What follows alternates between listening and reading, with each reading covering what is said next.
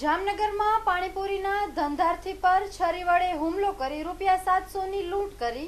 જામનગરમાં ગોકુલનગર વિસ્તારમાં સોમનાથ સોસાયટીમાં મેડિકલ સ્ટોરની સામે રહેતા અને પાણીપુરીની ફેરી કરતા તિલકસિંહ તુલારામ કુશવાહ નામના 45 વર્ષના પરપ્રાંતીય યુવાન પર અજ્ઞાત શખ્સો દ્વારા જીવલેણ હુમલો કરાયો છે।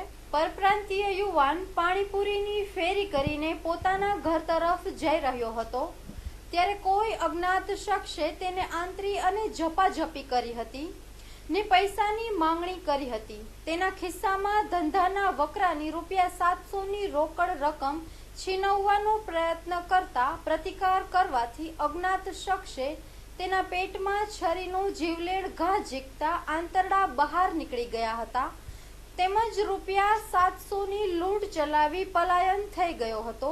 બનાવ બાદ પરપ્રાંતીય યુવાન તિલકસિંહને ગંભીર હાલતમાં સારવાર માટે જીજી હોસ્પિટલે ખસેડાયો હતો જ્યાં તેના ઉપર શસ્ત્રક્રિયા કરવામાં આવી હતી।